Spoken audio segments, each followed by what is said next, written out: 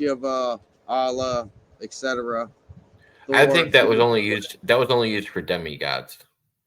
So I actually I read this in ancient texts all the time. I think most ancient texts, when they're referring to gods, these people are talking about how they have to answer to somebody else, and they know that they're doing something wrong. Like if you were almighty and you were actually the God, the one and only, then you wouldn't The have to thing that answer to created anybody else. tangibility. And exactly, you wouldn't be answering to anybody else, and then you also wouldn't make wrong decisions. Like there wouldn't be there would be omnipotence when it comes to a singular creator. But that's why I don't know. I've never interpreted the gods in Bibles to be a singular God. Whether you want to call it, the Trinity or any of that other stuff, all of that is irrelevant. I think we're talking about demigods that answered to somebody else or knew that they weren't in charge. Well, you understand what I mean by Yahweh, Yahshua, Allah, and Shiva. Those are the Yeah, modern day Topas right now.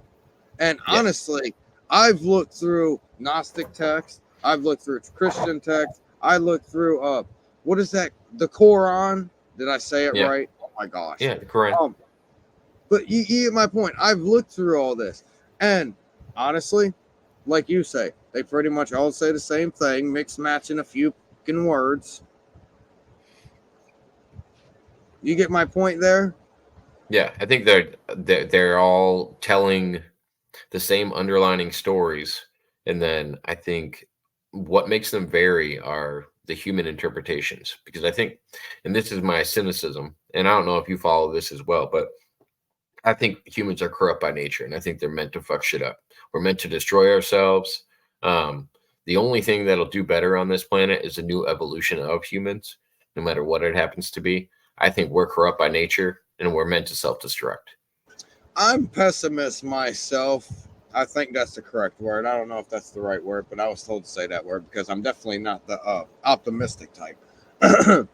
Yet, from my understanding, we may, now I said may, so it covers the extreme here. We may be the only beings across the entire cosmos that are both of the collective and duality consciousness because we are the children of one of each.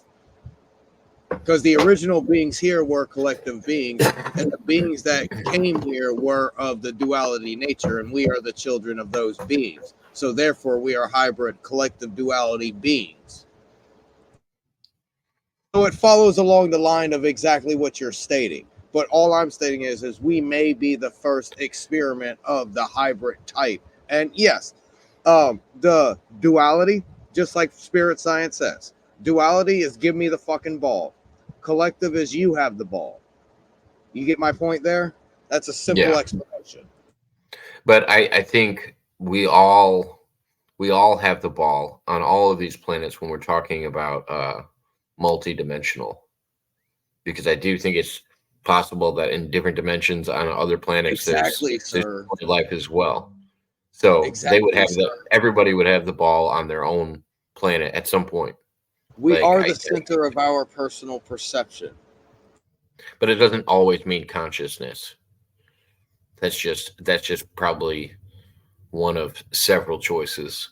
For lack of better terms, we are our antenna to what we have around us. And each one of us are not exactly connected to the other because all we are doing is sending signals, even person to person contact.